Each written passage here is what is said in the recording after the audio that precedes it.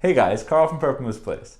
Today I'm going to be taking a look at the cooperative heist game Burgle Bros from Fowers Games and designer Tim Fowers, in which players find themselves as a band of thieves trying to break into a building and successfully loot 3 safes, escaping to the roof before the guards catch them.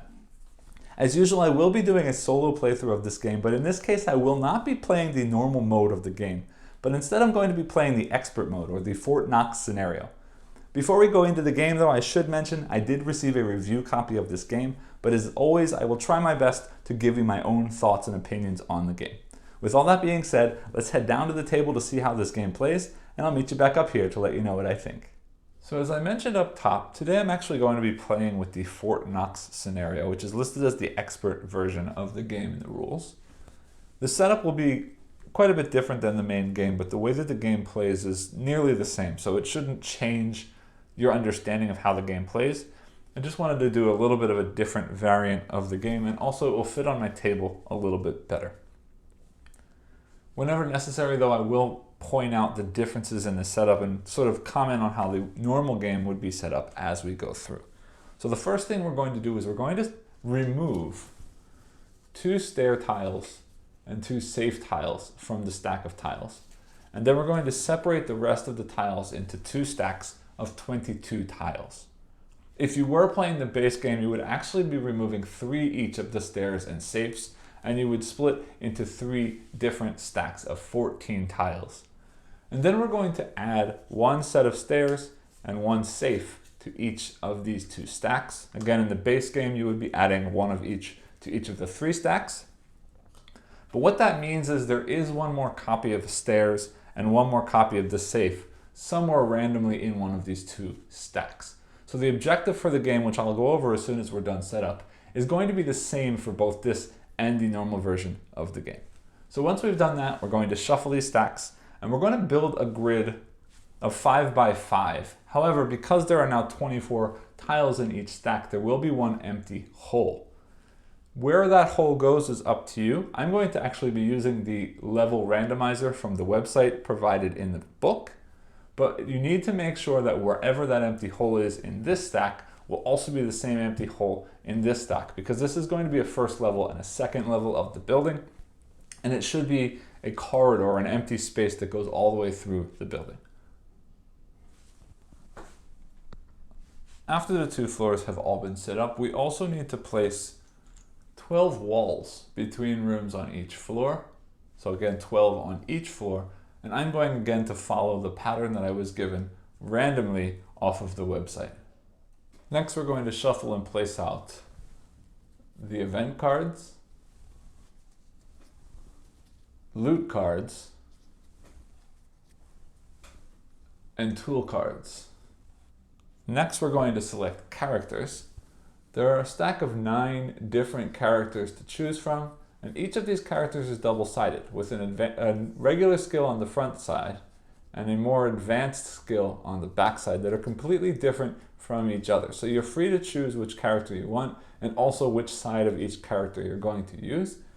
In this case, I am playing a solo game, so I could play with only 1 character, but I'm actually going to use 2 characters. So I'm going to take some at random, and I'll shuffle some, I'll flip some over,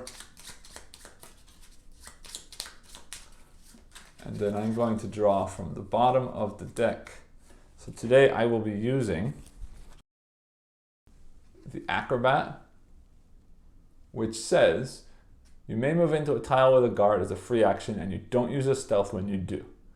You must leave before the guard moves or lose a stealth. I'll explain more about what that means when we get into gameplay. Then I will also be playing with the Juicer. In this case, you can see this is an advanced skill down here in the corner, and it says once per turn as a free action, you may pick up an active alarm on your tile and draw a new patrol card, or discard your alarm token to trigger the alarm.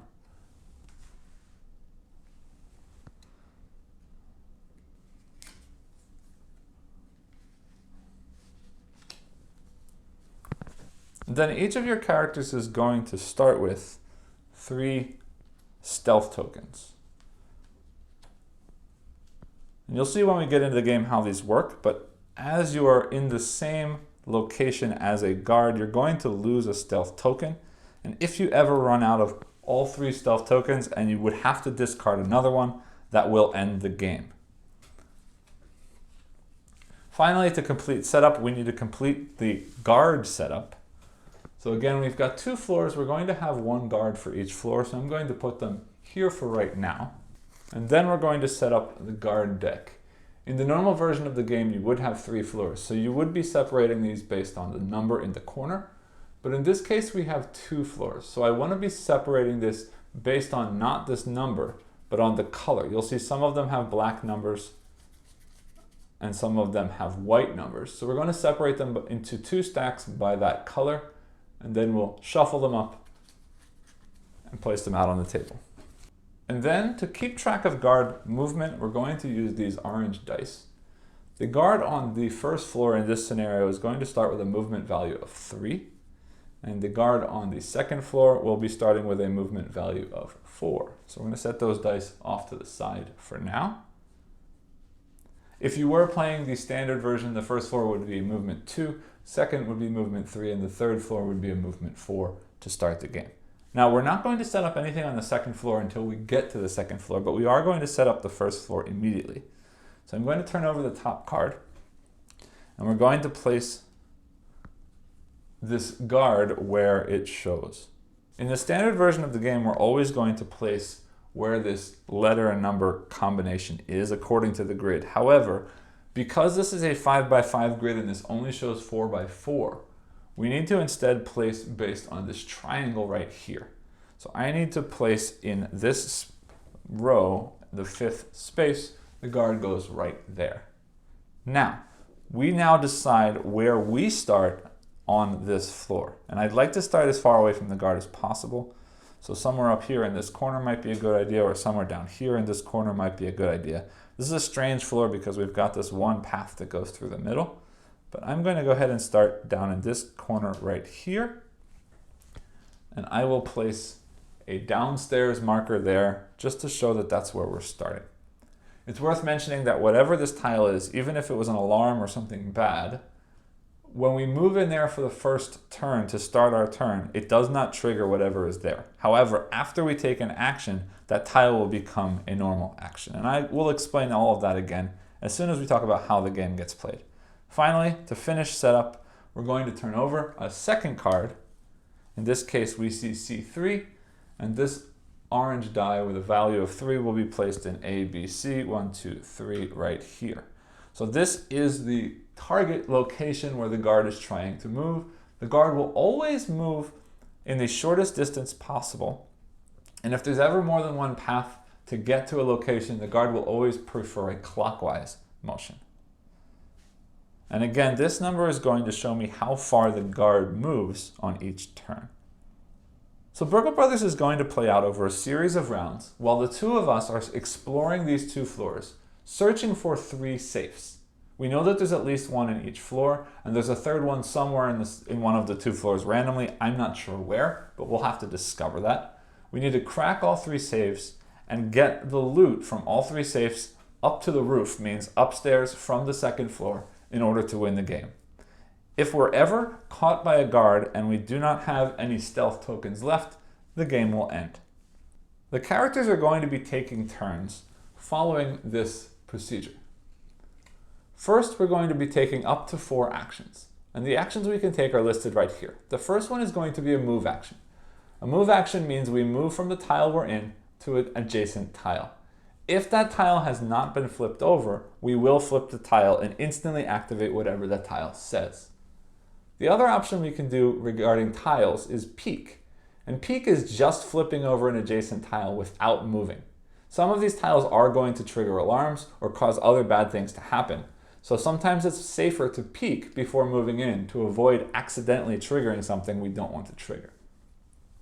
The next action is hack a computer. Some of the tiles will have a computer that can be hacked that will allow us to place tokens on that tile that will then prevent alarms from triggering in the future by spending one of those tokens. And I'll explain that more as it comes up in the game. We can add a die to a safe. In order to crack a safe, we're going to find the safe and then find all of the other tiles in the same column and row as that safe. And each tile will have a number in the bottom corner, like you can see here. This says number 1. So if this was in the row or column of a safe, this number 1 is going to be part of the combination that we need to crack. And the way we do that is we roll dice, and for every die that matches one of those numbers, we can place a token over that number, showing that we've already accomplished that. If we can cover all of those, we have opened the safe. But in order to do that, we first need to add dice to that safe in order to be rolled. So it takes 2 actions to add a die, and then it takes a single action to roll all of the dice that are on that safe. After we've taken 4 actions with that character, if we've taken 2 or fewer actions during that turn, we're going to have to draw a card from the event deck. And the event deck is generally fairly bad, but sometimes you get lucky and there's something good in there. But it's usually a good idea for you to take more than 2 actions if you can. It is worth mentioning though, you cannot just move back and forth between squares to burn actions. If you don't use more than 2 intentional actions during a turn, you will need to draw an event card. And then finally, after you've done your turn, you're going to move the guard on the floor. Again, the guard is going to move a number of spaces equal to the number shown on the die of that guard's floor. And you're only moving the guard on the floor that you've just activated the character in. So if I finish my turn on the 2nd floor, only the 2nd floor guard will move. If I finish on the 1st floor, only the 1st floor guard will move, unless a card or something tells us otherwise. So then the other character will go, the guard will move, and so on. The rest of the rules I will explain as they come up because I can't really show you all of the tiles before we play the game. But there is one big thing that you should know during this game. There are some tiles that will not allow me to move into them directly. There's a tile that I need to roll a die and successfully pass a skill check to get onto the tile. There's also another tile that requires 3 actions to get into the tile. So when I'm moving around, I need to be careful that those tiles do exist.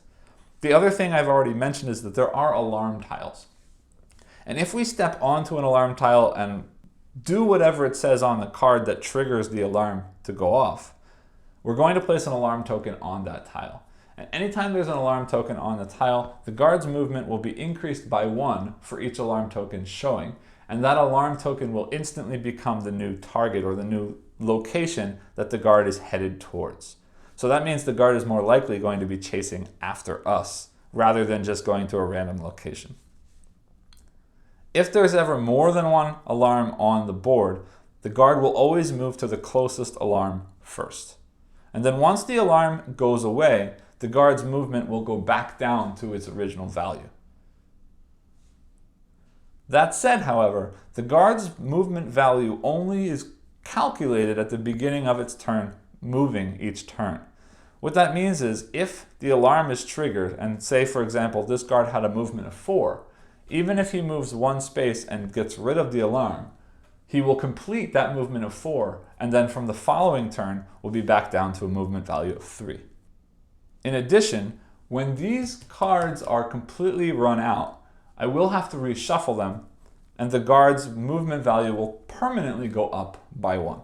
Also, having said that, I just realized I forgot one step in the setup. Playing with 2 characters, we should remove 6 of these cards. 1, 2, 3, 4, 5, 6. They will be shuffled back in when we reshuffle the deck, and then we will remove another 6 cards each time. But this is to keep it a little bit more random about where he could be going, and also it's going to speed up that increasing of the movement die for our 2-player game. So let me go ahead and remove 6 cards from this deck as well. 1, 2, 3, 4, 5, 6. And we'll go ahead and get started with the playthrough. All right, I'm going to say that the Acrobat is moving first. So I'm going to begin by placing his figure on the entrance tile, and now we get to take 4 actions. It's early yet, the guard is far away, so I'm going to be a little bit safe for right now. I'm going to peek here. All right, so this is one of those spaces I mentioned before. This is a locked door with a keypad. If I want to go into there, I'm going to need to roll a 6. If I fail rolling a 6, the next time I can try with 2 dice and then 3 dice and so on. Once it's opened, however, that tile will remain open for any character and we can pass through it as a normal tile. So for my second action, I'm going to try and go into that tile. So I'm going to roll a die. And I got lucky, I rolled a 6. So this is now open. So we can go into that tile. And I will place this unlocked token on the corner so I remember I don't need to roll again. That's 2 actions. My third action, I'm going to peek at this tile. All right, so here's one of our first alarms. This is a thermal alarm. And it says, if I end my actions here, it will trigger an alarm. I have no reason to go in there anyway. It's a dead end. I'm not going to move. I'm just going to peek. Let's see what's here. This is my fourth action. Now we have a camera. A camera is another alarm space, but an alarm on a camera only goes off if the guard passes through another camera tile that is face up at that time. So I've done my 4 actions, and now it's time for the guard to move. The guard will move 1, 2, 3 spaces moving towards this die here. And now it is the juicer's turn. So the juicer again will start by coming in here. Actually, let me lay these down so it's easier to see them. And again, the juicer's special ability is that she can pick up an alarm and then draw a new patrol card, meaning giving the guard a new location to move to. Or she can discard an alarm token that she's holding to trigger an alarm where she's currently standing. So she can sort of lead the guard to certain places as she moves around. So I've got 4 actions. I'm going to move 1, 2. I will peek here for 3. It should be mentioned also these walkways. If I ever move into a walkway without peeking first, I instantly will fall down 1 space or 1 floor. But in the case that I'm in the first floor, nothing is going to happen. Also, if I had a walkway on the 2nd floor and I did peek first and then move, I could choose to move downstairs from the walkway as well. So that was 1, 2, peek was 3. I'm going to peek here for 4. The foyer is going to allow the guard to see me from an adjacent tile. So if I have a character here and the guard comes here, I will lose a stealth token because he can see me from the adjacent space. So that's the end of my turn. The guard moves 3. 1, 2, 3. Okay.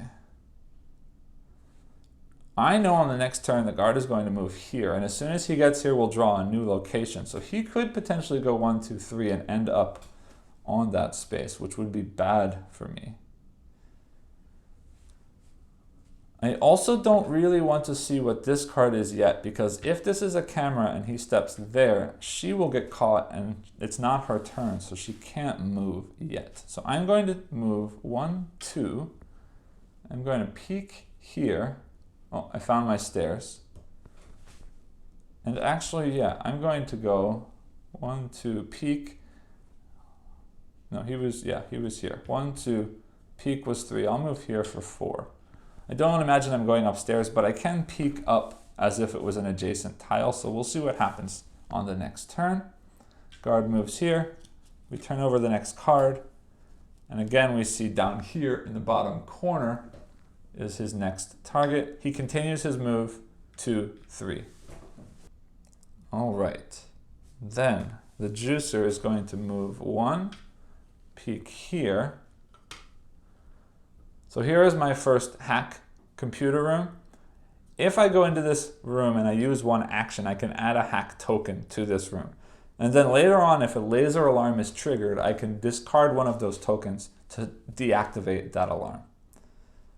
All right, so that's 2 actions. I have 2 more. I will peek here. And I'm glad I peeked, because if I end my turn there, there's an alarm going to trigger. So I'm going to actually,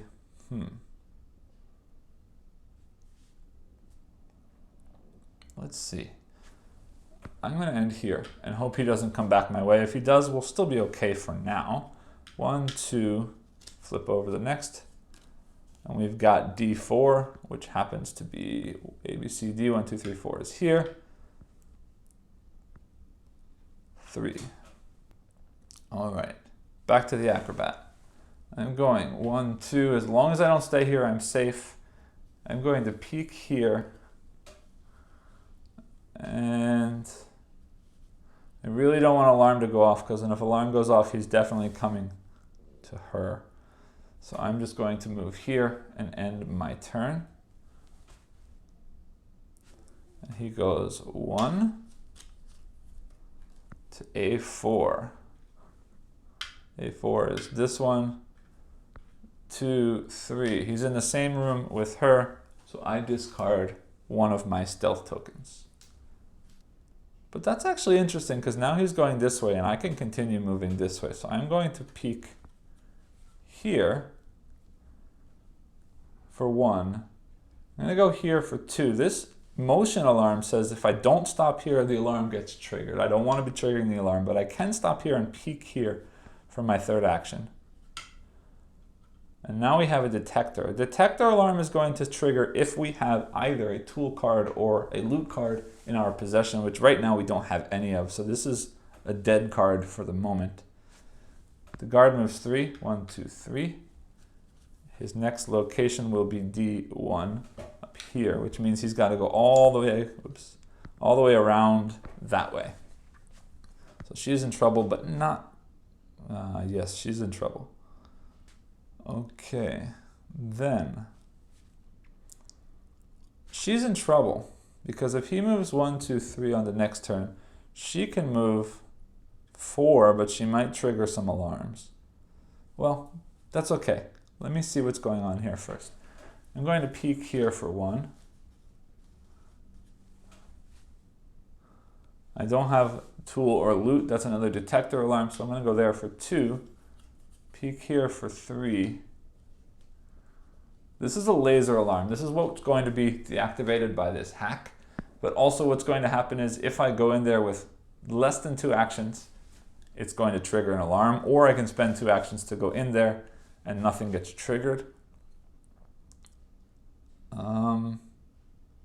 Yeah, I don't want to trigger the alarm. I'm going to stop there. No, I don't need to be in that corner anymore. I'm coming down 1. And the guard's going to move 1, 2, 3. Now is when things get interesting. If I don't move fast, he's going to get me.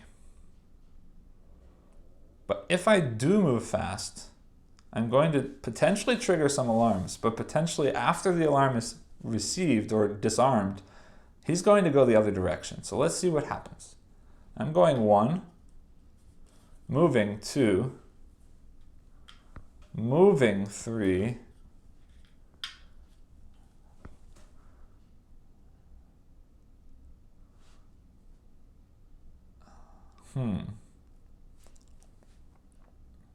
If I keep going, I'm going to trigger an alarm, and he's going to come all the way here on his next turn.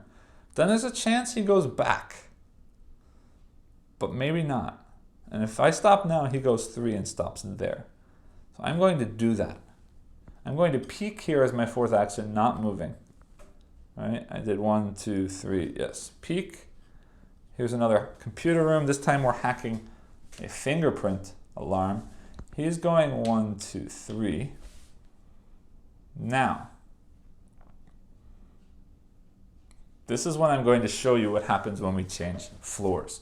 Because I'm going to take a turn with this guy, and I'm going 1, 2, 3, and I'm moving 4 without peeking to the 2nd floor, which is there.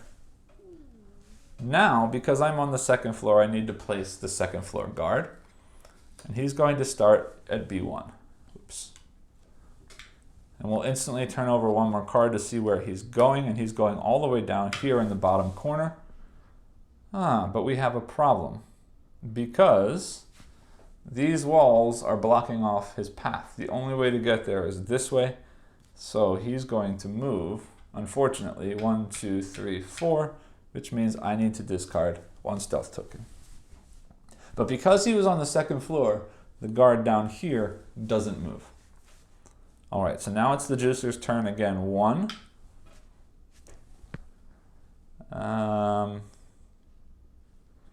2, I'm going to move. 2. Let's say 2, 3. If I use 2 actions, the alarm doesn't trigger there. 2, 3. And then I'm going to move here 4. That's not good. That's very not good because that foyer is seen from the adjacent room, but there's nothing I can do about that now. He moves 1, 2, 3, and she is seen. I'm going to lose a stealth token. Yeah, that's bad. Okay, then I need to make sure that guard moves again so she can get out of there on the next turn.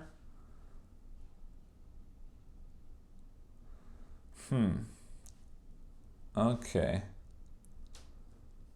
Yeah, this is tricky. Okay, so I'm going to have him peek here for 1, peek here for 2. Now this can be seen from above and below. Means if there's a guard down here and I have a character in this room, the guard will see me. So I need to be careful about that. So that was 1, 2, 3. He moves downstairs. And I'm going to see if I can have them switch places because his ability is he can move through guards freely. So that was 3. I'm going to put him 4 here. Then the guard moves 3. 1, 2, 3. The next target is a 4, which is 1, 2, 3. Actually, no, there's a triangle. It's a 5 down here. Okay. 1, 2, 3, he moves. Yeah, okay, that's fine. So she's going to move 1, 2. I'm going to peek here for 3. This is a laboratory. What this says is as soon as a character moves in there, the first character will draw 1 tool card. So that was 1, 2, 3. She's going to move here. This guard moves 1, 2, 3 spaces.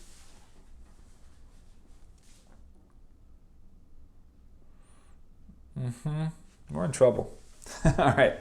Then this guy's going to go upstairs so that the guard doesn't move again. 1, 2, 3, and then he will peek for his 4th action.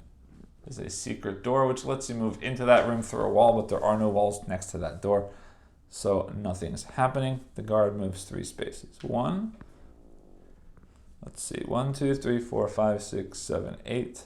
1, 2, 3, 4, 5, 6, 7, 8. Same, so they're going to go clockwise. That was 1, 2, 3, 4. Okay, now we're back to her. She can move 4 spaces and she's going to trigger this alarm, which may or may not be a good thing. I'm going to leave it.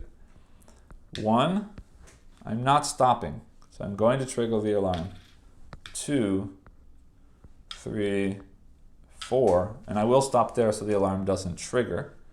Now, that means instantly the guard's destination becomes there, and because there's an alarm, he's moving 4 times. So he will go 1, 2, deactivate that alarm, pick a new location, which is actually going to be D5 where he already is. So we'll pick another location, which is C2. ABC2. So he's going to go back up 3, 4. Yes. Great. Okay, then we're back to the Acrobat. He goes 1, peek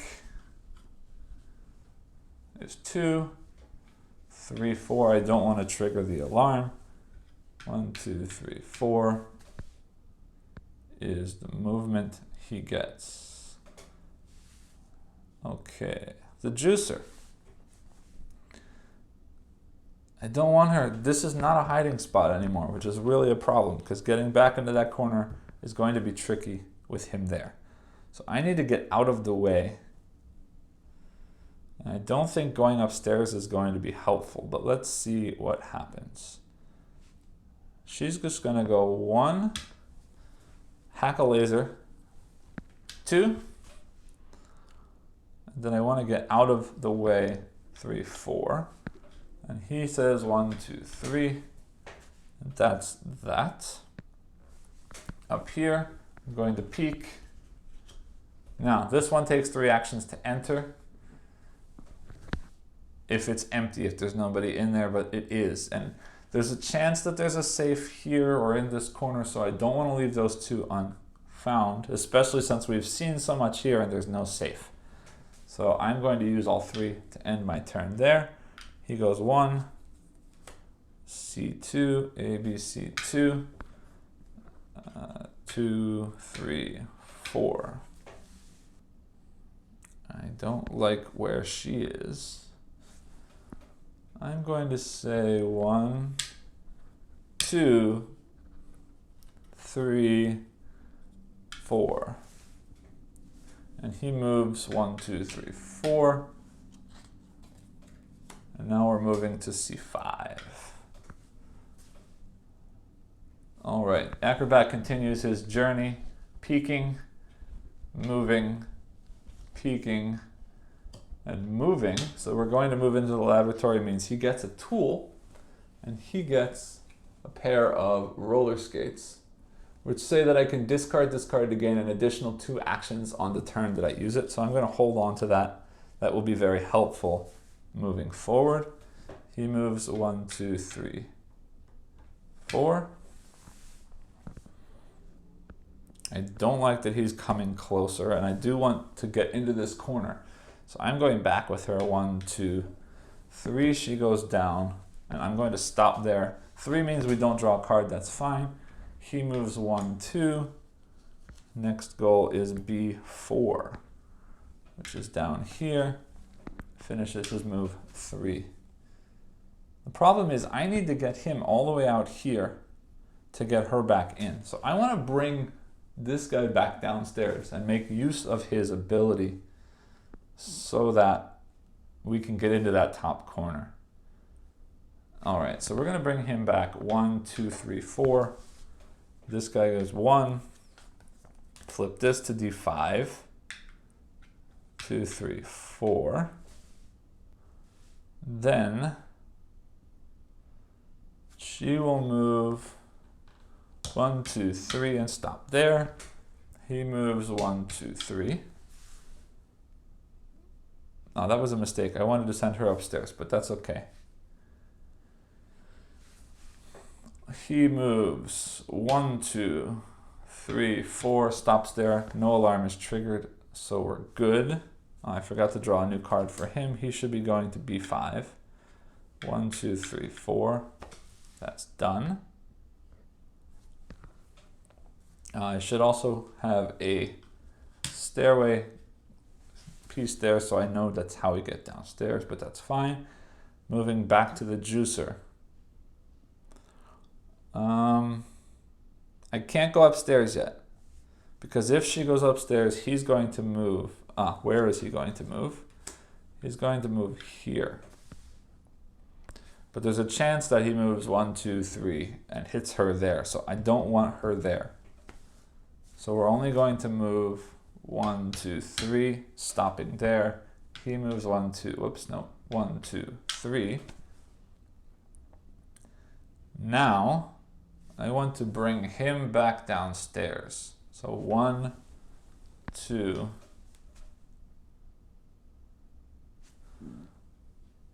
3, 4. This guard will only move 3 spaces, which is great because then on the next turn he can move through because that's his ability.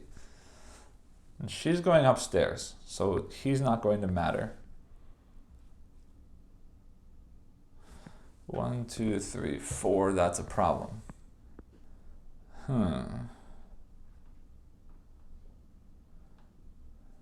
But that's okay. Let's see what happens. 1, 2,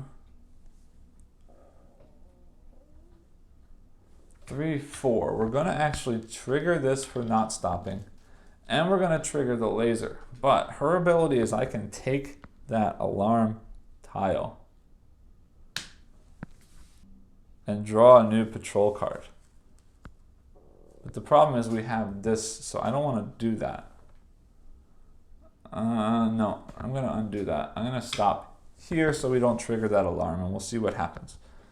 He's got 5 movement now. And I really hope he doesn't draw something up there. 1, 2, 3, 4. Not A5, E3. He's going all the way over here, which is perfect. 5.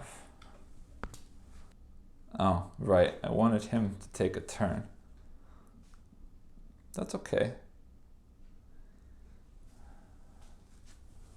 I'm just going to say 1, 2, 3. This can hold up to 6 tokens, so we still have space. I've done 3 actions, so I don't draw an event. He moves 1, 2, 3. All right. So, this is a tricky one. I can't really move with her very far. Because if I go, if I go here, she's safe. But then I have to draw an event, and there's a chance that he's going to move off of that event towards me. So that's a problem. So I'm actually going to stay where I am, not take any actions, and just draw an event card. And I'm going to pick that event card, and it says, if there are no active alarms on your floor, then activate the next patrol card on your floor. That could instantly be horrible. Because B4, not horrible. He goes here, 1, 2, 3, 4. All right, that's not horrible. Back to the Acrobat. He's allowed to move into a tile with a guard as a free action. So I'm going to move here for free. And then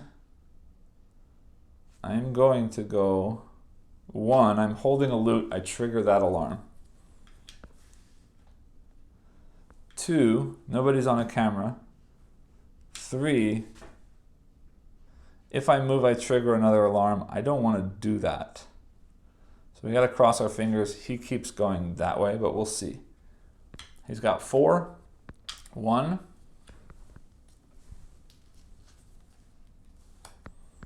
D3, A, B, C, D, 3. Yeah, we're in trouble. 2, 3, 4.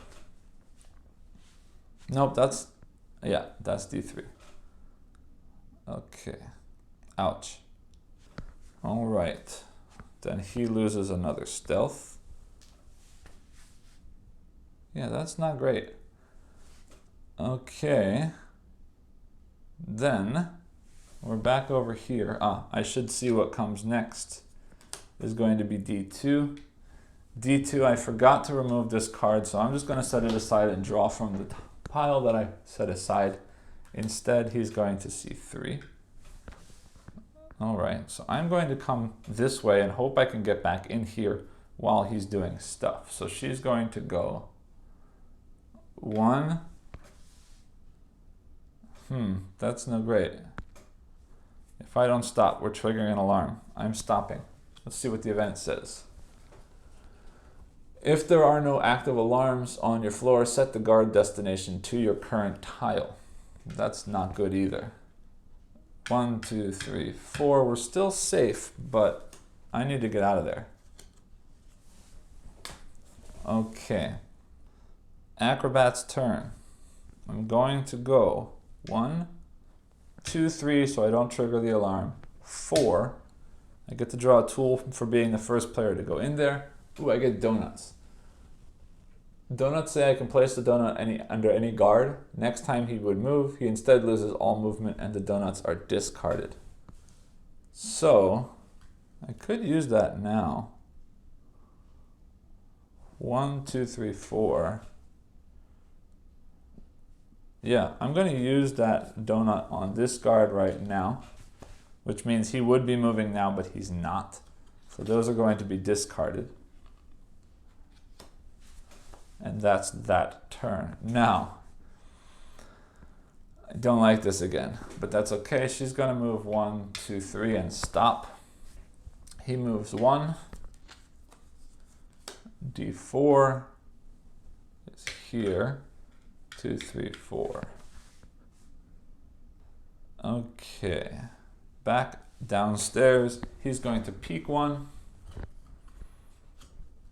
move 1, peek 1, and stop, because I'm afraid of when somebody might be stepping on a camera. So let's stay there. He moves 1, 2, flips over this card, which is C5, ABC 5, 3. All right, that's looking good. Here is not so bad. She goes 1, 2 and stops.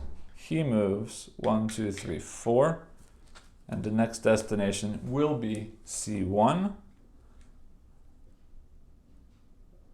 which is here, which again is a problem. There's no way for her to get here before he gets past. Because he's gonna move 1, 2, 3, 4. Yeah, anyway, we'll think about that in a minute. We're back. Oh no, she just moved. He's moving now. No, he moved. All right, so back downstairs. We've got this guy. He moves 1, peeks 2. There's my safe. Moves 3, peeks 4.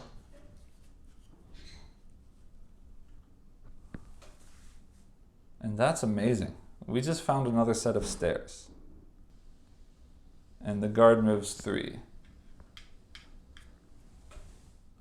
All right, so these new stairs really made things interesting again. So we're going back to the juicer.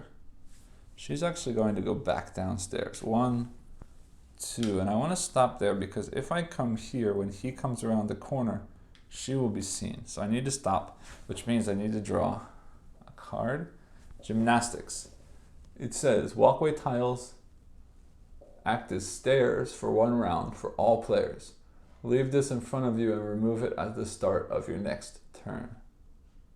Okay, so this gymnastics card is actually not going to help me because it's going to, well, it says act as stairs. What this means thematically is that you can climb up to a walkway using gymnastics, and all of my walkways are on the first floor.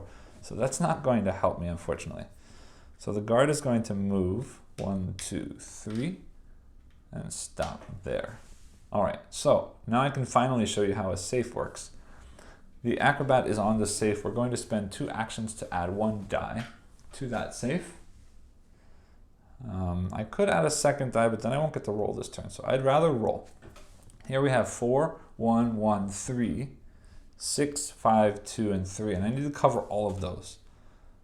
I only need to roll each number once though, so if I roll a 1, this one and this one will both be covered. If I roll a 3, this one and this one will both be covered. So I need to roll a 1, a 2, a 3, a 4, a 5, and a 6. Wow, that's every single number. That's not good. All right, but anyway, we could have 2 more actions left, so we will roll 2 times. I got a 3. So we will cover this 3 and this 3 down here. And I get to roll 1 more time. I get a 5, which is going to cover this 5 right here. And that die will stay there, so on a future turn I can add more dice and keep rolling on that safe. All right, so now the guard moves again. 1, 2, 3. And now we can get her, if I can get her all the way around, then we can use these stairs as a much better access to the rest of the second floor. And there are going to be 2 safes up there somewhere because we're missing 2. And we haven't found the stairs either. So both sets of safes and the stairs are in that corner, which is great. We move 1, 2, 3. We have to stop here with no alarm. So I will stop there. He moves 1, flips this over to B5, which is here, is 2. Flips this next one over to C4, which is exactly where she's standing. But he won't get there fast enough, so that's okay. Yes. All right, so back to the Acrobat. He is going to spend 2 actions to add another die, and then we will roll both dice for his third action. I get a 2 and a 6. 2 is there. 6 is there. I still need a 1 and a 4. I'm going to roll one more time for his fourth action. I got a 1 but no 4. So we're going to cover this one and this one, and that's the end of his turn. So the guard moves 1, 2, 3 right there. Now, she's not holding a tool, so that doesn't trigger. 1, 2, 3.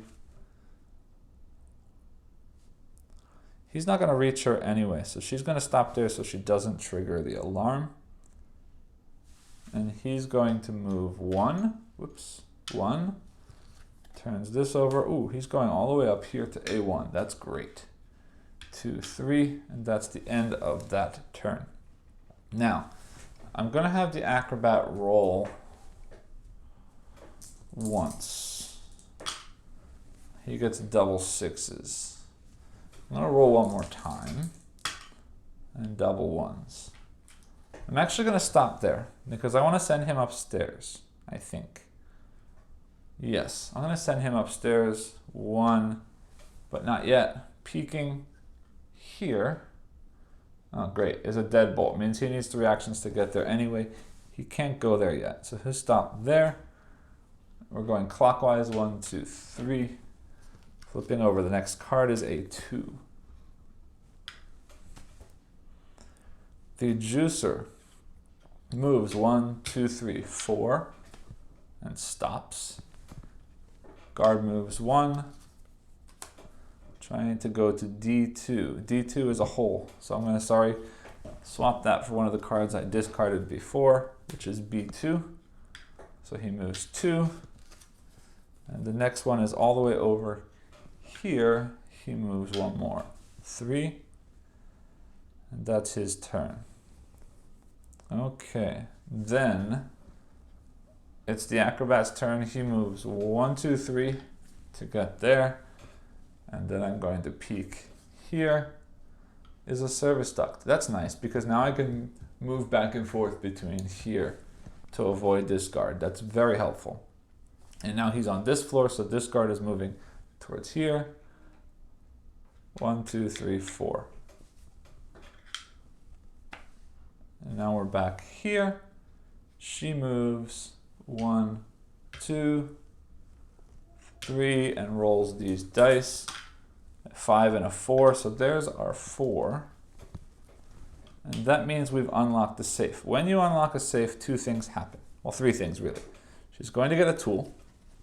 We get dynamite, which is going to allow us to destroy a wall adjacent to you, but it's going to trigger alarm in the space where you are. And she draws a loot card. She stole from that safe a painting. And the painting says that the holder may not travel through secret doors or service ducts. So while she's holding this, she can't use this service duct that I mentioned. Let's slide this over so we have space for that. He moves 1, 2, 3, 4, because the other thing that happens when you open a safe is this moves up 1 number. So that's that. Back to the Acrobat, he moves 1, peeks 2. I'm going to stop there. I don't want to trigger that alarm right now. So it means I have to draw an event, which says, alarm tokens on all floors are removed. Draw a new patrol card for each alarm removed. We didn't remove any. I don't need to draw any cards. So this guy going to move 1, 2, 3, 4, like that. She's also going upstairs. She goes 1, 2, 3, 4. and he moves 1, 2. We draw a new card. He's going to a 3, 3, 4. Acrobat's turn. Now I don't care about this alarm. I'm going to go here, 1, peek this way, peek this way. We've got another secret door, which lets me move in that way or move in that way. But we have triggered an alarm here. So that was 1, peek, peek. If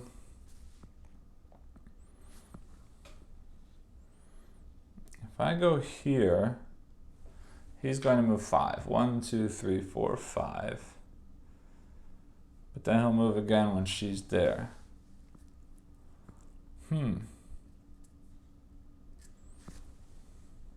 But I don't want to move him out of there.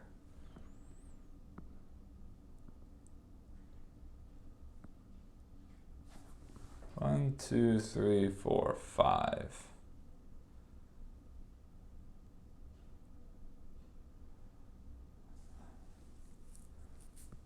That's fine with me. Okay, we'll stop there. Hold on. 1, 2, 3, 4, 5. I'm actually going here, which is fine. This goes here, he moves 5. 1, 2, 3, 4, 5. And now all I need to do is this. She goes 1, 2, downstairs is 3 and stops. He moves 1, 2, 3, 4 like that. Because his ability is to move through guards. So I'm going to peek here. Oh, there's my stairs to the top. I'm going to move here for free. That was 1. Peek here for 2. There's a safe. Move there for 3. Peek here for 4. That's not good. A deadbolt means I'm going to have 3 actions to move in there. The guard moves 1, 2. He still has 3 more movement. He's going to A2 next. 3, 4, 5. Not bad, not bad at all. Okay. Then.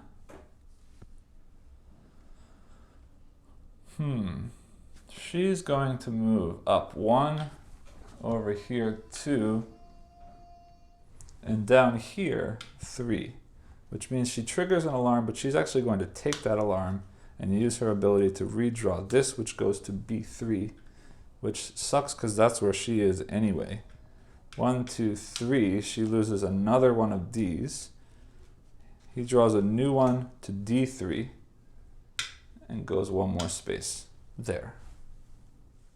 Sorry for the sudden change in lighting. You may have heard a baby start to cry. I did have to finish this playthrough at a different time of day, so the lighting might have changed a little bit, and I apologize for that, but let's get back into the playthrough.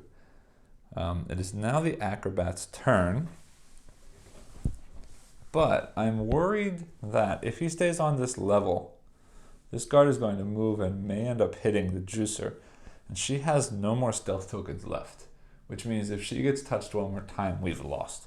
So I think to be safe, I'm going to try and get him back downstairs, because this guard is very far away from these stairs.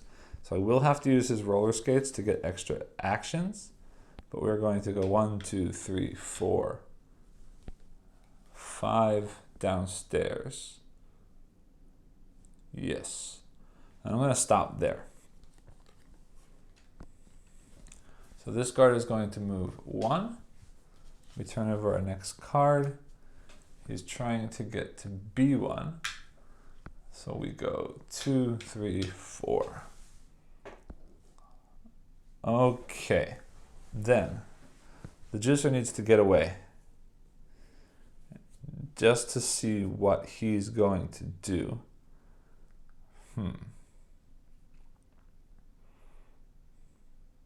Let's see. I am going to, yeah, it's okay. I'm going to go 1, 2 to get here. No, she has, sorry. This painting means she cannot move through secret doors or service decks, so I'm going to go 1, 2, 3, so we don't have to worry about drawing any kind of event card. And the guard is going to go 1. And then turn this over. He's going to the second row at the end. So he goes 2, 3. And we turn over 1 more card. And he's trying to get to here, which is actually really great because he's got to go all the way around to get there. He's got 1 more movement. He's going to come here. Now, when he moves, let's see, 1, 2, 3, 4, 5, 6, 7, 8, 9, 10, 11, 12, 13, 14, 9, 10, 11, 12, 13, 14. They're both the same, and he's always moving clockwise. That means he's going to come this way. So I want her to go up around the opposite direction to go around him. And he's going to move 4 next turn. So if the acrobat comes back downstairs, he goes 1, 2, 3, 4 and stops there. Yeah, that works perfectly fine for me. Okay, so the acrobat moves 1, 2, and stops there. This is dead. But we're going to stop there means he's going to have to draw an event. We draw an event card. It says Buddy System. Choose a player, move their piece onto your current tile. Does not count as entering. This is really cool because now she's going to jump all the way up there. And that puts them both in a better position to avoid this guard. He moves 1, 2, 3, 4.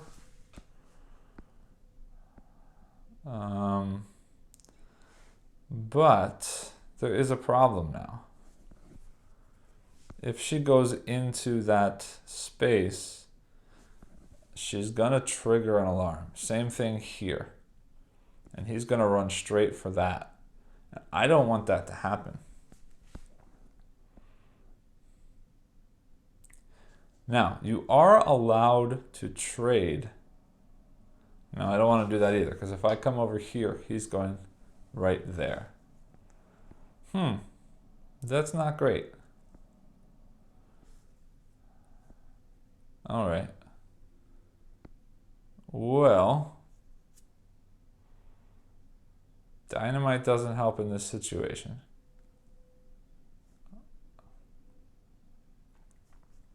All right, well, we're going to have to cross our fingers and hope we get lucky. Remembering she's allowed to pick up, as a free action, she can pick up an active alarm. So I'm going to step in here, dropping an alarm. And then she's going to step here. That instantly moves here. She drops an alarm. She's going to pick that one up. And it says she's then will draw a new patrol card, which is going to put the die here, but there's still an alarm, so it's not going to matter. Then she did 1, 2. I'm going to move here, which triggers another alarm. And they're both the same distance. He does favor clockwise, so I'm going to assume that he's going there, unfortunately. And then she's going to move for her 4th action to here, which is wonderful. This is a new tile. The lavatory tile says when it's revealed, I place 3 stealth there. Means she doesn't have any stealth left, but as long as she stays in the lavatory, she's protected from the guard if he comes to her. So he's now moving 6 spaces because there are alarms. So he's going 1, 2, 3 and gets rid of that alarm. And then 4, 5 gets rid of that alarm. Now we have a problem. We're out of cards. So we're going to take all of those cards again and we'll shuffle those up.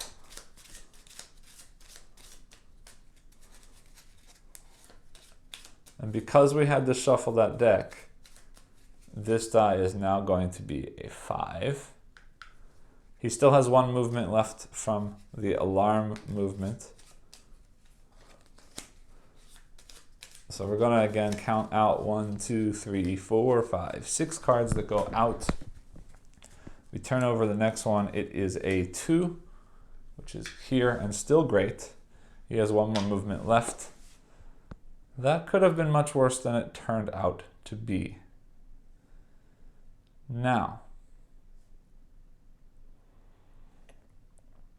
I think I'm just going to send the Acrobat off somewhere, because I don't want him triggering that alarm, and he can't really get through past that guard. So I'm just going to send him 1, 2 upstairs. Let's see, he's going to move 1, 2, 3, 4. Yeah, it's safe to be there. It doesn't do any good, but it's safe to be there. And he moves 1, 2, 3, 4. Nobody's on a camera space, so that's fine. All right, so we're back to the juicer over here. She's going to peek here. Oh, there's my other safe, which means I need to know these 3 tiles. So she will peek here.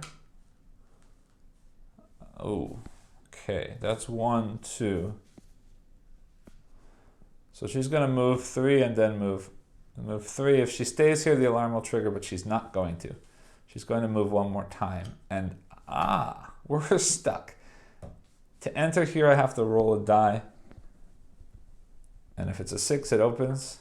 It's not, it doesn't open. We place an alarm there.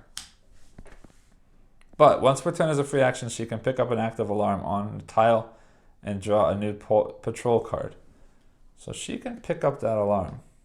The only problem is it means she's going to turn this. Now he wants to go to D4, which is here, which is not horrible.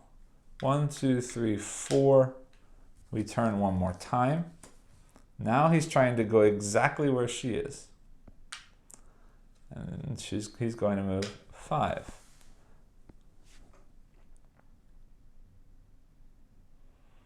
Which means this guy cannot go upstairs yet, or we are in trouble. All right, and he's trying to go up, but we want him out of the way. Nobody's on a camera. I'm just going to go 1, 2, 3 to get him out of the way. This guard moves 1, 2, 3, 4. And now his deck is empty as well. We shuffle that.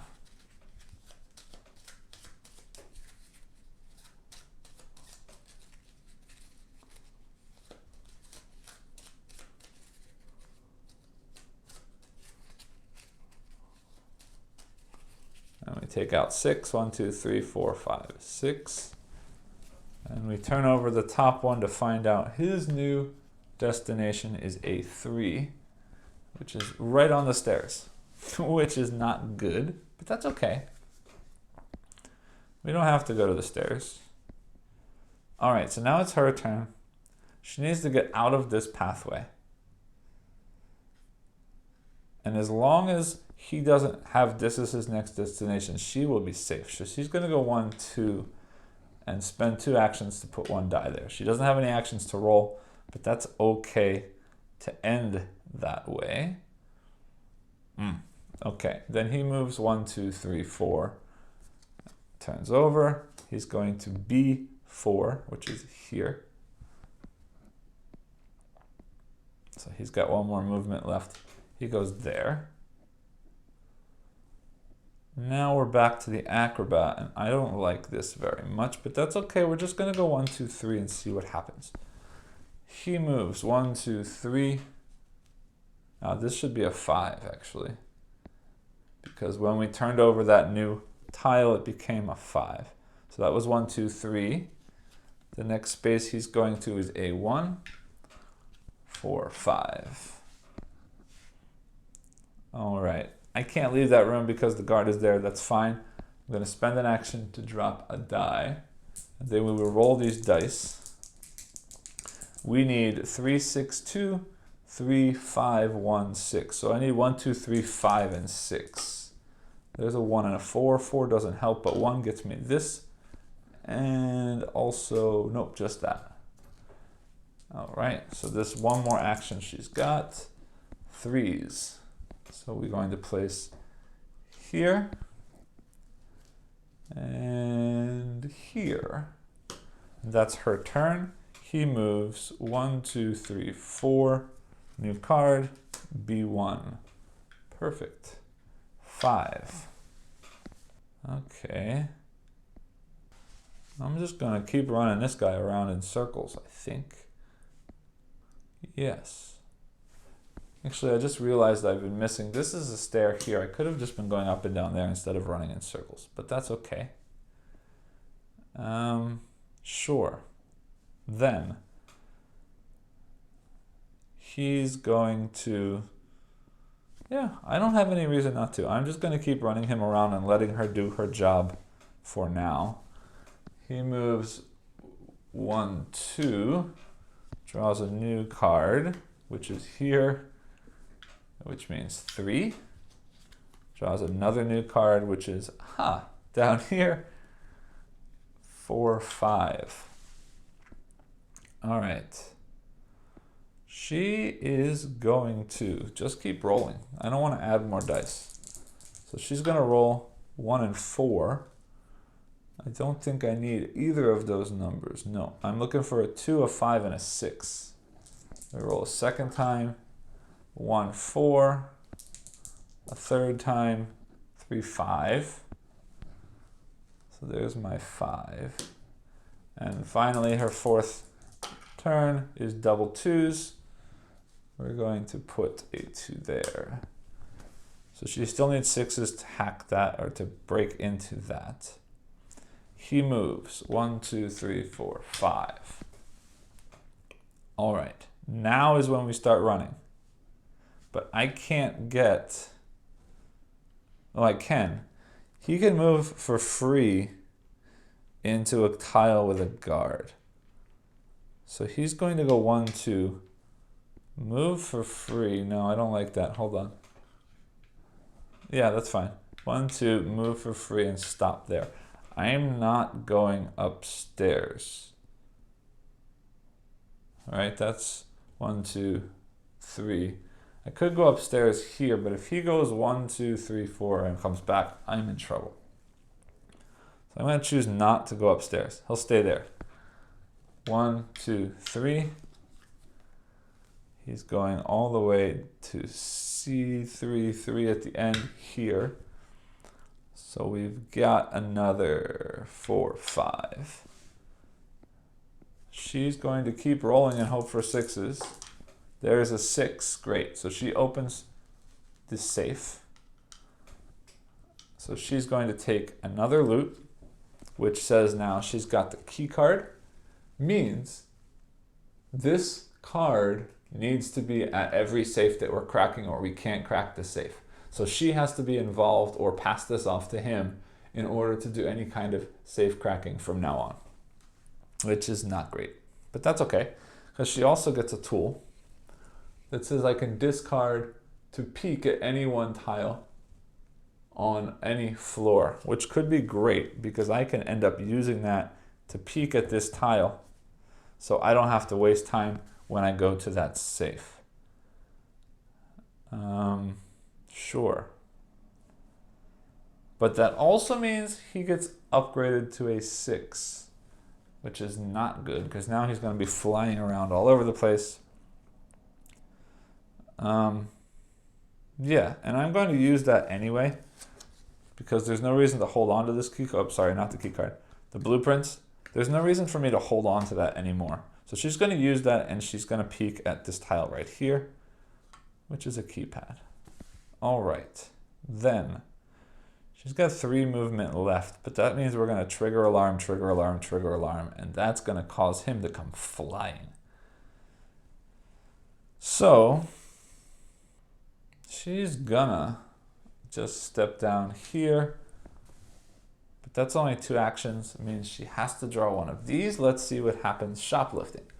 Alarms are triggered on all laboratory tiles that have had tools taken from them, which is interesting. That means we've got an alarm here and an alarm here, which is not a problem. Now he's moving 7. 1, 2, 3, 4. That gets cleared. And now he's trying to come down here. 5, 6, 7. Remembering he's always going clockwise. So now these 4 squares here are safe until he comes all the way into this corner, except if we trigger an alarm, and that's going to be the problem. All right, then we're back to the Acrobat. I want him here, but he can't do anything unless she is also there. And this guy is trying to get all the way around to this alarm, so I don't care about him right now. So I'm just going to go 1, 2, 3. As long as I don't end here, there's no alarm, that's fine. He moves 1, 2, 3, 4, 5, 6. That's it. Now, the problem is she has lots of alarms, but I don't want an alarm where I am.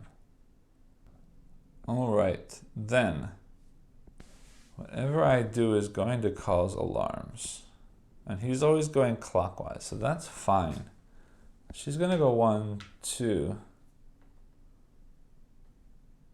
That's not going to work because she can't get here. All right, well, watch this. If I go here, it's going to trigger an alarm anyway. So she's going to blow up the wall using dynamite for a free action. So there's no more wall there, which causes an alarm there, but there was already an alarm, so I don't mind that. So 1, peak is 2. Oof.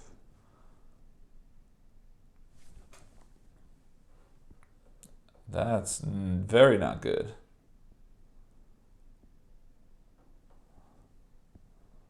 That's 2. She's going to move here and trigger an alarm. I think we're going to lose here. And then she's going to roll and hopefully get into there. And if not, we're getting close to, oops, we're getting close to the end. So she rolls a 2. She doesn't get in. He moves now 8. 1, 2, 3, 4, 5, 6, 7, 8. Yes. Okay, back to the Acrobat. 1, 2, 3. This guy moves 1, 2, 3. This comes off. He's still moving 6 because of the alarm, so he has 3 more to move. He should be at the 4th here. So 4, 5, and 1 more. At C1 is 6. Yeah, this is a problem. I want her to move here badly. So we're going to try to roll a 6 to get into that room. That is a 6. We got lucky. And she's going to stop there. And I'm going to draw a card that says, jury rig, draw a tool. So we get a free tool, which could be very helpful. We've got a thermal bomb. The thermal bomb says draw to make stairs up or down from the current tile. Mark with a thermal bomb token. Trigger an alarm in the current tile. I do not want to do that right now.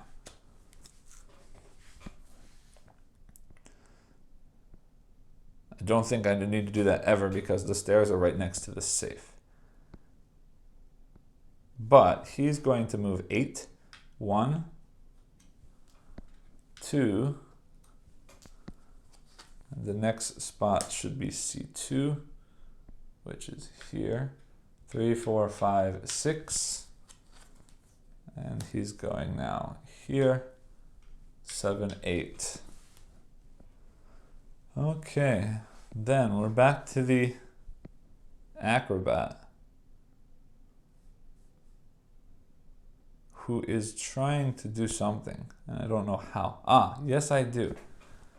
What is this one? This is laser. We want fingerprint and detector hacking if we can find it. There's one all the way over here, which is great, but there's no easy way for me to get over there. Yes, there is.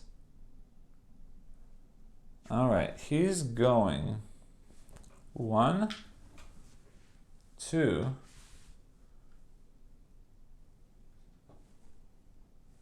I want to go in here, but I need 3 actions to get there. So he's going to have to stop there and draw an event, which says throw voice. If there are no current active alarms on your floor, move the guard destination into an adjacent tile from its current location following normal movement rules. All right, which means I get to move this one in a certain direction. I'm going to move it here because I want to keep him away from her. So he moves 1, 2. Oh, look at that. That's very not good because now he wants to go here. 3, 4, 5, 6. He catches us, and unfortunately, we were getting very close, but I did not manage to win the game. All right, so while we're down here, what I usually like to do is I like to take a look at the components. All of the components are already here out on the board or out on the table, so we can sort of see them already. The first thing, the tiles. The tiles are very nice. The artwork on them is sort of like a sketchy kind of comic book sort of look. I really do like that they're all color coded, so at a quick glance you can see all of the red things are alarms. All of the yellow things are special viewing options or ways to see these tiles. All of the orange ones are things that impede your movement. Gray are stairs, green are safes. All of the blue ones are special tiles that might give you something or affect you in some way. So I really like that at a quick glance I can sort of tell where everything is. The tiles themselves are very thick. The idea to include the number in the corner is unique and it's interesting because it really works with the safe mechanism, but we'll talk more about that in our review. Yeah, the artwork, again, carries over on all of the tool cards. You've seen a couple of them already. It's this sort of sketchy comic book looking artwork, and I do really like that art. All of the colors pop a lot, which I think is great. One thing that's really good in this, as far as the components go, is Ryan Goldsberry is the person who did the art for this, and I really like his character artwork. It's a shame that you don't really see it in much of the game aside from the player characters. But say, for example, this Acrobat, I just really love his character art. It's a very sort of old style, cartoony, comic book style art. And I do really, really like the way that the characters look in this. I do wish more of that sort of poppy art was in these tiles, but as I said, the location is a sort of sketchy comic book background art. I don't mind it. I think it looks nice. The guard cards, when you're playing the normal setup with the 3 floors that are 4x4, it's very easy, very quick to see the letters. For the 5x5, it is a little bit tricky, but again, it is a variant, so I can't fault the game for it. And you do have to pay close attention to these triangles, otherwise you might miss them and make a mistake. As far as the wooden components go, there's been a couple out on the table already, but the meeples that come with this game are all double-sided. I don't know if that's focused. There we go. They're all double-sided, and one side is the actual version, and the other side is the advanced version. Now, I say that, but really they come as a sticker sheet in the box, and you can put on the stickers as you feel fit. I like to put one side is one and one side is the other, but you could choose to just use one or just use the other if you choose to do so. Again, the Ryan Goldsberry art is on those, which I really, really like. The guards also could have just been cubes, but they have these very nice thematic cutout sort of busts of a guard's head, which I think is really cool. The dice are just dice, but the colors pop. The orange works well because it does sort of feel like a caution die. Everything else in the game is these sort of cardboard tokens that you've seen me placing out on the board. Again, color pops. The logos on them are clearly and easily recognizable and understandable at a quick glance. The walls, I like them. They work. They function what they're supposed to be doing. They are a little bit light, so they are very easy to knock around on the board if you're not being careful. So that would be my only complaint about those. Finally, the last thing I do like to look at when I take a look at a game is the insert. And in this case, the insert is just this long box. The cards all fit in there, or sorry, the tiles on the cards all fit in there very nicely with just enough room on the side where you can stick in the rule book. Now the rule book does stick out of the box, but in the lid of the box, you'll notice that there is an extra piece of cardboard that prevents the box from ever closing all the way, and therefore it doesn't do any damage to the rule book as it's in the box. Also, while we're here, the box art is very nice. Again, here's that Ryan Goldsberry artwork, and it's designed to look like a building. So that's basically it for the components. Meet me back up top and I'll talk about how I feel about the game. Welcome back. I hope you enjoyed the playthrough. I do apologize for all of the small mistakes that I did make while I was playing, but I do hope that even with those mistakes, you were still able to get a good idea about how the game plays, and they shouldn't really have impacted too much of the game itself. Usually at this point, I sort of just come right out and let you know how I feel about the game, but this game is going to be a bit of a mixed bag for me. And I'm actually going to start with a little bit of a negative point because it connects directly to those mistakes that I just told you about. A lot of those mistakes that I made while I was playing the game really comes down to the fact that this game is quite fiddly. There's a lot of little things going on in this game. And it really is a bit of work to keep making sure that you're constantly keeping up the upkeep of the game as you're playing. There's a lot of tokens that need to be placed, a lot of tokens that need to be moved or removed. You have to make sure that you're turning over the guard cards when the guard gets to the die and starts its next movement. You have to make sure that if a guard changes direction in the middle of its movement, you keep track in your head of how many spaces left the guard is going to move. You need to think about counting the alarms on top of the die to how many spaces the guard is going to move, and remember that that number doesn't change until the end of the round when he calculates movement for the next round.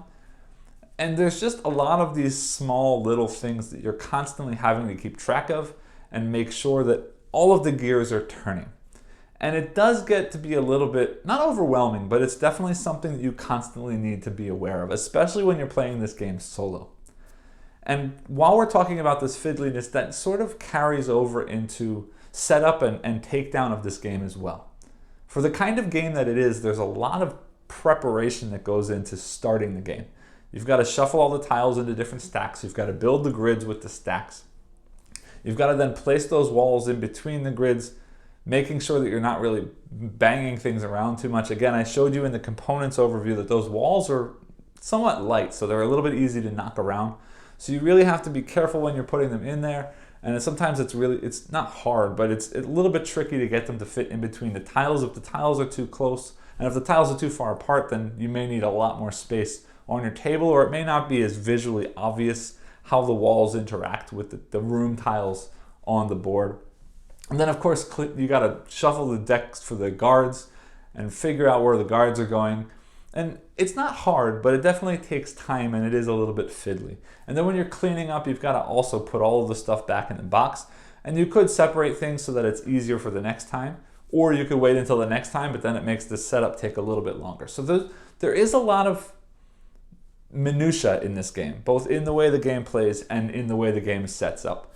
And that's something you definitely need to be aware of when playing this game. Now, with those negatives being said though, let's talk about the game itself. First things first, the theme of this game is great. I really like this idea of a cooperative heist game where you're trying to sneak around without getting caught, dodging alarms or deactivating alarms, breaking into safes. while constantly keeping an eye over your shoulder that the guard isn't getting too close and isn't going to catch you while you're doing these things. It's a great thematic game, and the gameplay really, really works with the theme. Having an idea of where the guard is going, but not understanding where he's going next after he gets to that first little destination, is a great sort of some information to give me enough to plan something, but not perfect information, so I might still get caught if I don't plan well. And I really like that. The idea that you're picking up some tools that are going to give you special abilities to help you solve this puzzle is a great thing. The idea that once you've broken into a safe, the guard gets faster because now the guard is really on the lookout for somebody and he knows that you're there and he's really trying to find you. The idea that the loot that you take from the safe is going to weigh you down in some way or make your heist a little bit more tricky or a little bit more complicated is really, really awesome. You didn't get to see a ton of that in this playthrough, but there are a wide variety of both tools and loot cards. In fact, there's one loot card that's a Persian cat that every turn you're rolling for, and the cat might walk off and then you have to go and retrieve it again before going out. I think there's another one that's a dog that makes noise that can attract the guards. So there's all this really cool thematic variety in the tools that you can pick up and the loot that you can pick up. And then the event deck too is really cool. If you decide you don't take enough actions, right? If you want to try and hide out, you can do that, but there's a risk that something unexpected is going to happen. And that's really cool because two things. Thematically, it makes a lot of sense that the world is going to change while you're cooped up and hiding. But as far as the mechanism is concerned as well, it's great because it doesn't allow you to just camp out and wait for the best moment to do something. It penalizes you for stalling, and I think that's a really cool mechanic to throw in there because it adds some more layers, it adds some more thought into the game. Now, I've been talking about all the details of the mechanics, but the game itself is super simple, right? You're moving, you're deciding whether to look at a tile before moving or after. When you find things, you get them. When you see an alarm, you have to worry about, do you go in and trigger the alarm to hopefully get the guard's attention and run the other way? Or do you try and go around the alarm or deactivate the alarm so you don't get the guard's attention? That's basically it. You're moving, you're revealing tiles, and then when you get to the safe, you're rolling dice to hopefully find the combination of that safe and open the safe, meanwhile paying attention to where the guard is to avoid him. So there's not a whole lot of rules overhead. There's not a lot of difficulty in how the game plays, but there is a lot of thought and there is a lot of complexity in how the game unfolds and the puzzle that you have to be working through when you play the game. Now, in this playthrough, I did play the Fort Knox scenario, and there's a reason I did that. As I was preparing for this review, I played the game a number of times. I've played with one character, I've played with two characters, I've played the easy game, which is just 2 floors of 4x4. I've played the normal game, which is 3 floors of 4x4, and I've played this Fort Knox version.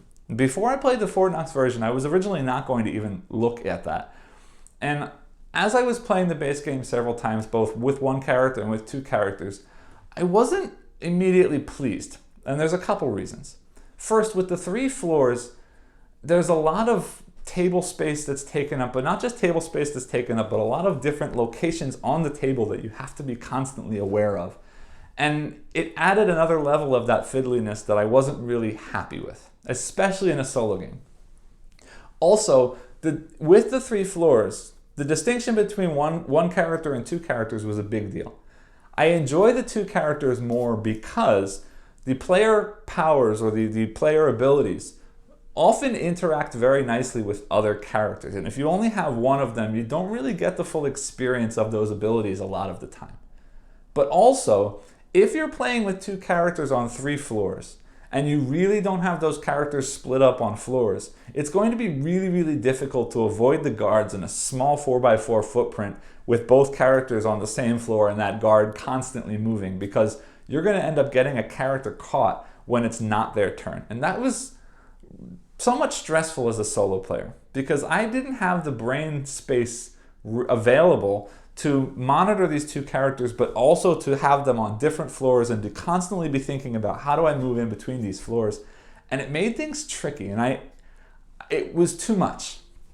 But then on the other side, a single character was more fun as far as the mechanics go because I could pay more attention to doing my best to avoid the guard with that character because I didn't have to worry that the guard was going to move on someone else's turn or another character's turn. So the solo mode was, the one character mode was better for me in that case. Now when you do play with one character, the guard decks are smaller, so they get faster quicker, which is fun. It's an interesting mechanic that the guard is chasing you faster when you're the only person, because otherwise he'd be the same slow speed and you'd easily be sneaking around him and wouldn't have to worry about anything. So I had this sort of dichotomy of I prefer the character interaction of the two character game, but I prefer the puzzle of this one character game. And I was sort of in between, and I wasn't really enjoying the whole experience for that reason. But then I tried the Fort Knox scenario, and now we've only got 2 floors, which means I don't have to worry about a 3rd floor. The floor space is bigger. Yes, the guards are moving a little bit faster because they're at 3 and 4 instead of 2, 3, and 4, but I have more space. Now in this playthrough you saw we had some really tight corridors, and the layout is random every time, so that's not always going to happen. But even when it does, it's fun because there's still a lot of space. There are ways for me to run circles around guards or hide out in a corner while the guard's on the other side of the board, and I like that. The 5x5 space gives me more area, more room to have 2 characters running around without really ruining things for each other. And with only 2 floors, if I have one character on the 2nd floor and one character on the 1st floor, it's really not that complicated for me to pay attention to both. But when we've got more than one floor in between, and we've got one going from 2nd to 3rd and one going from 1st to 2nd, things just get overwhelming fairly quickly. So while the Fort Knox scenario is listed as the expert mode of the game, I think when you're playing solo with multiple characters, it really is the more comfortable version of the game. It's a little bit less fiddly because you don't have a 3rd floor to deal with. It's a little bit less, I don't want to say stressful, but it is a little bit less stressful because the floor plan is a little bit bigger for each of the floors. There's less thought space because you're only going between 2 floors. And overall, it just gave me a much, much better feeling of the game. So I would recommend that if you do want to think about playing this solo with more than one character, definitely check out the Fort Knox scenario, regardless of the fact that it says it's the expert mode. You don't have to worry about that. The game is going to be difficult enough at any level, so don't worry about that. Just check it out because I think it's going to be very fun for you. Now, while we're talking about everything, I should mention I haven't played this game multiplayer, and everything I'm talking about right now is going to be solo. And I'm not sure that I can come straight out and say, if you're a solo-only player, get this game. Because of all the fiddliness, there's a lot to keep track of, especially if you're the only brain at the table. It might be a little bit overwhelming for the kind of game that it is. But if you're playing this game multiplayer, I think that things are going to shine quite a bit better because the theme in this, as I said, is really, really, really strong. The puzzle that you're working through to figure out how to get in and how to get out and how not to get caught is very strong. And if you have more than one person with more than one brain at the table thinking about these things and only managing your own character and really getting into the theme and sort of sharing the responsibility of maintaining the guard movement and the tokens and all of these other sort of fiddly bits, I think that the experience could be really, really rich. And there's actually going to be some really good natural stories that come out of the game when you're playing with other people, sitting around the table, discussing strategy, reacting in fun ways when the guard does something you don't expect them to do, or when you manage to sneak past the guard in a unique or clever way. And I think this game would very much shine as a multiplayer co-op game. So again, as a solo game, I'm not sure if I can recommend it 100%. Go out and get it just for that. But as a multiplayer co-op game, I would definitely recommend this if you're interested in the theme at all, or if you like this sort of stealthy puzzle kind of game. There is also a new sequel to this game, Burgle Bros. 2, that does apparently fix some of the things. I haven't really found much about this yet. I haven't looked too deeply into it, but I definitely will be looking further into it because from what I understand, that has pared things down to 2 floors for the base game as well. And I think that there's also been some, obviously with years to think about the design itself, that there's been some progress and they've fixed some things and changed some things and probably made a better version of what this game is. So definitely, again, check this out if you're interested in a multiplayer co-op with a theme like this. take a look if you like a solo game like this, but again, I don't know if I can recommend it directly as a solo game. And then I would definitely recommend you check out the second game, because if I'm right, I think that a lot of the small negatives that I had about this game are likely to have been fixed in the new game. And I'm very excited to check out the next game, because I did really enjoy this, even if there were some small things that bothered me. I have a lot of fun playing this game, and I will definitely go back to it, and hopefully someday soon be able to get it played multiplayer. I hope you all enjoyed this video. If you did, please like and subscribe below, and I'll see you next time. Thanks.